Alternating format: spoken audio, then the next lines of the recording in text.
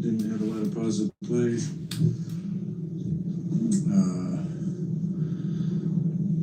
I felt good enough to be out there. Just not ready to take a snap under Simeon. Hopefully next week for that. Disappointed in my performance. Disappointed in the offensive performance. And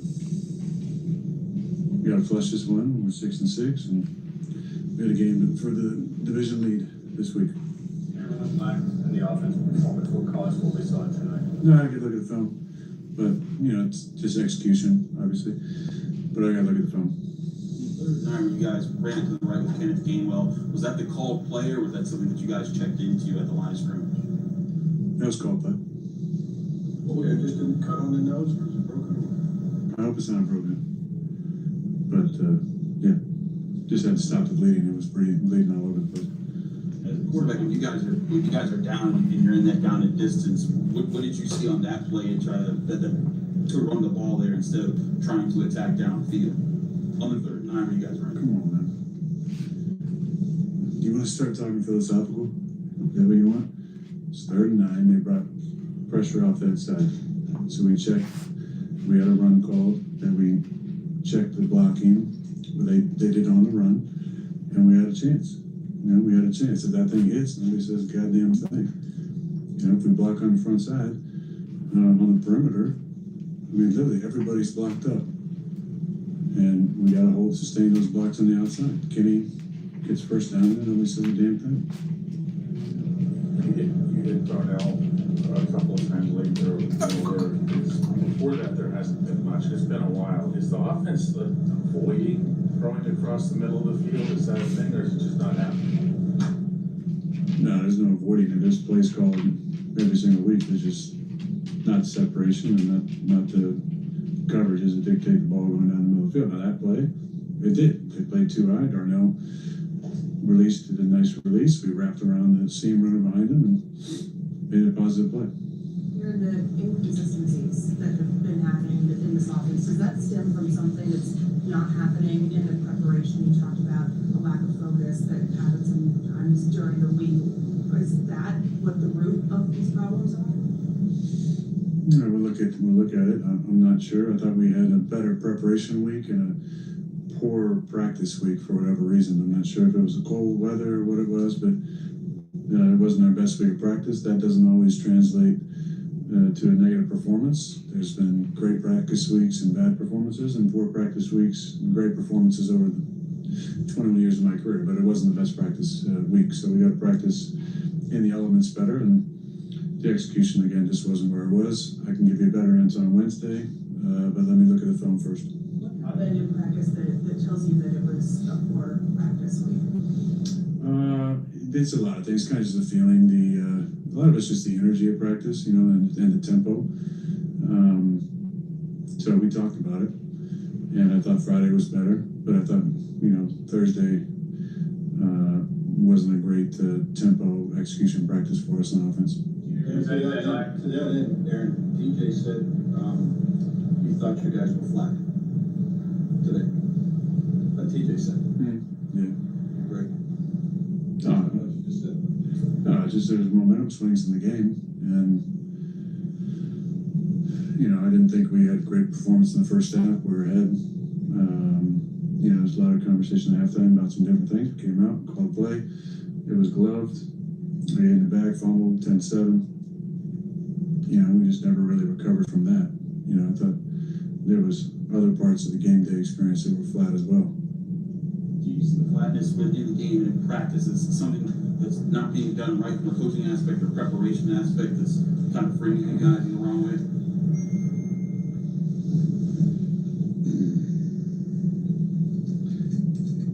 I know what you're trying to ask, and I'm not going to go down that road at all. I believe in the coaching staff. I believe in Mike Tomlin. That's why I came here. And players need to take accountability, myself included, and I will. And I will continue to. I got to play better. But there's 11 stars on offense, 11 on defense, plus with the personnel groupings that we run. And we're going to have a Monday to Saturday that we can be really proud of, our best Monday to Saturday, and go out and play our best game and take control of the division. But it's us. We didn't do a lot well tonight, obviously. We didn't possess the ball or maintain ball security on offense. We were highly penalized. We allowed those guys to run the ball. Didn't play 60 minutes of action, didn't play complimentary football. And so we got to absorb that result. We're certainly not going to feel sorry for ourselves. That's this business we're in. Had some injuries. Pat Queen had a contusion. He wasn't able to run. And so he wasn't allowed to come back into the game. James Pierre was in the concussion protocol. Questions? That you can pinpoint or explain some of the second half issues you've had this season? Not putting together 60 minutes of action. Certainly, they're tangible things, things that you and I both see, but we better look at it hard, because it's usually something beneath the surface that's producing that, particularly in the consistency in which is occurring. That third quarter was awful. It was awful last week, and so we got to absorb the responsibility of that. This is the third time you guys have led at halftime and then allowed another team to win. What do you guys as a coaching staff have to do better when other teams are adjusting to what you guys do? That's exactly what I'm talking about. We didn't play a good half of football. We turned the ball over and produced scores. And there's nothing mystical about that. It was really similar to last week. Offensively, are you avoiding passing over the middle of the field? If not, how to explain so little production there? It's just not enough production. We're not going to make excuses for it. Why wasn't a package for Darnell Washington used earlier than starting in the fourth quarter? And two, it seems the schematic for Coach Smith is not beyond 10 yards because of passing. I know I'm a layman, but I'm interested in that. All of those questions are reasonable given what we put out there. We had a lot of work in front of us. Issues that were popping up in the run game, do those stem from the lack of physicality, and how do you fix that at this point in the season? I thought it just, it was, as it wore on, the attrition component of it became a factor. I'm not going to say too much tonight. I'll take a look at the tape, but certainly it was below the line and increasingly so. How much did Derek Harmon's absence impact you stopping the run? Whenever you miss some people, it's impactful.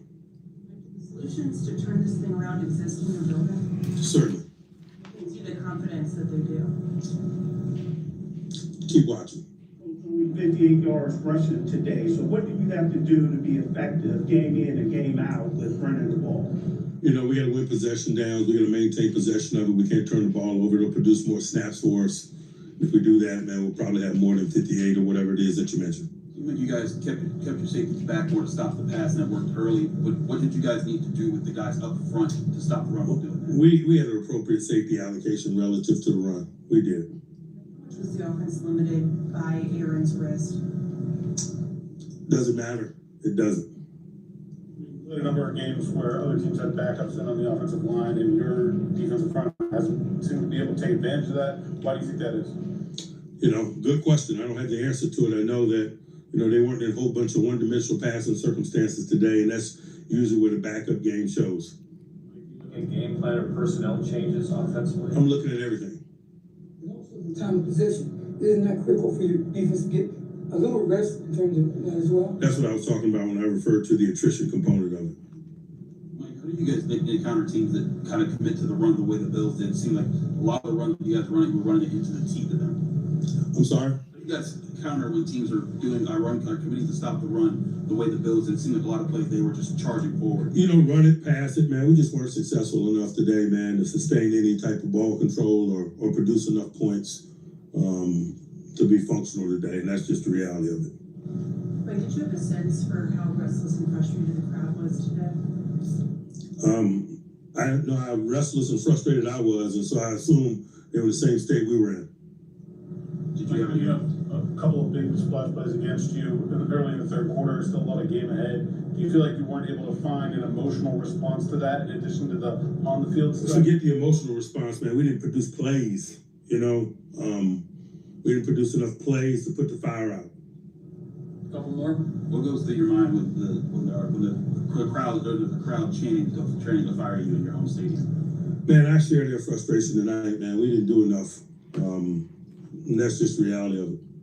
Coach, Last one. AFC North is everything for you to win it is still in front of you. So what do you have to do to keep this team or to get this team going to win some games to possibly win the AFC? You know, I'm not big picture oriented tonight. I'm just talking about what we did or didn't, more importantly, did not do tonight. Certainly, we understand where we are and the opportunity that's in front of us from a divisional standpoint. But that, you know, that's very secondary as we sit here tonight, man. We had a poor performance, and that's where our energy is and should be in terms of the analysis of this.